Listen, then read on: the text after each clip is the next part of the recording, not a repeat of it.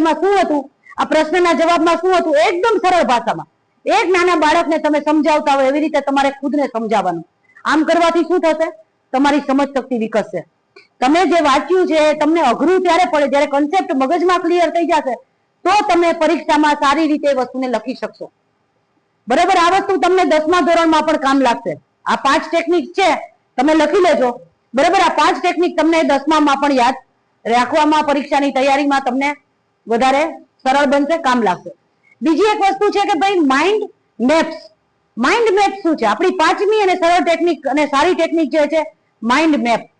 Mind માટે map બનાવવાનો. લાંબા લાંબા પ્રશ્નોના જવાબ તમે યાદ કરો ને એને ગોખો ને એવી રીતે નહીં. તમારે કોઈ પણ પ્રશ્નનો જવાબ યાદ રાખવા માટે ડાયોગ્રામ બનાવવાનો. ડાયોગ્રામને તમે ચાર્ટ સ્વરૂપે બનાવી શકો, રંગીન ચાર્ટ બનાવવાના. અમુક મુદ્દાઓને તમારે કીવર્ડ, આખો એક ટોપિક હોય ને, કોઈ પણ એક ટૂંકનોંધ છે, કોઈ મોટો પ્રશ્ન છે, નિબંધ છે, તમારે એના કીવર્ડ યાદ રાખવાના. કોઈ પણ એક પ્રશ્ન છે તો એના કીવર્ડ તમારે હાઇલાઇટ કરી નાખવાના. તમે એની નીચે રંગીન પેનથી નિશાની કરી શકો. એ કીવર્ડ જ તમારે યાદ રાખવાના, એટલે આખો પ્રશ્ન તમને સરસ રીતે યાદ રહી જાય, આખો જવાબ તમને સરસ રીતે યાદ રહી જાય. તો કીવર્ડ યાદ રાખવાના, તીર બનાવો, મુદ્દાઓને મુદ્દા વાઇઝ લખો, ડાયોગ્રામ બનાવો કે ભાઈ આ પ્રશ્નના જવાબની અંદર આ 4 વસ્તુ આવે છે, એના 4ના મુદ્દા કરો, તીર કરો. પ્રશ્નના જવાબને તમે શું કરો તો કે એને તમે હાઇલાઇટ કરો રંગીન પેનથી.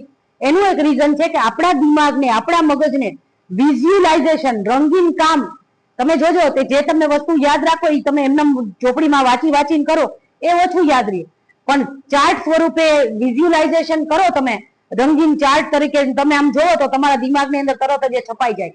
એટલે તમારી યાદશક્તિ કેવી બને, એનાથી પણ મજબૂત બને અને યાદ તરત જ રહી જાય. તો તમારે આ પ્રશ્નના જવાબ છે એ આ રીતે તમારે 5 વસ્તુ ફરી પાછી આપણે રિપીટ કરીએ કે ભાઈ પોમોડોરો ટેકનિક કે જેમાં 25 મિનિટ વાંચવાનું, 5 મિનિટનો રેસ્ટ અને 4 રાઉન્ડ, પછી 15-20 મિનિટનો રેસ્ટ.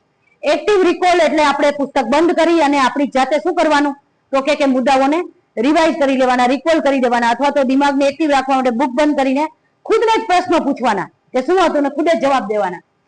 સ્પેસ્ડ રિપીટેશન, જેની અંદર રાત્રે અથવા 2 દિવસ પછી પાછું રિવિઝન કરવાનું. ફાઇનમેન એટલે નાના બાળકને સમજાવતા હોય એ રીતે સમજાવવાનું, સરળ ભાષામાં કોઈ પણ પ્રશ્ન આપણે યાદ રાખવું. પરીક્ષામાં કોણે લખવાનું છે? ખુદે લખવાનું છે, આપણે લખવાનું છે. તો ત્યારે લખી શકશું જ્યારે ખુદને સમજાશે. ટીચર ગમે એટલું સમજાવી દે, તમે ખુદને બીજાને ગમે એટલું આવડી જાય એનું મહત્વ નથી, આપણે કેટલું સારી રીતે યાદ રાખી શકીએ. અને last one mind map. Mind મેપની અંદર તમારે કોઈ પણ વસ્તુ ડાયોગ્રામ સ્વરૂપે, ચાર્ટ સ્વરૂપે અથવા રંગીન મુદ્દા સ્વરૂપે મુદ્દા અને કીવર્ડ્સને યાદ રાખીને તમારે યાદ રાખવાનું. Okay, done. બધાને યાદ રહેશે ને? બરોબર. પરીક્ષાની તૈયારી માટે આ 5 મુદ્દાઓ મેં તમને સમજાવ્યા, જે તમારે ખૂબ સરસ રીતે નોટ કરી દેવાના અને પરીક્ષાની તૈયારી આ જ રીતે કરવાની. તમને બધાને પરીક્ષા માટે best of luck. Thank you.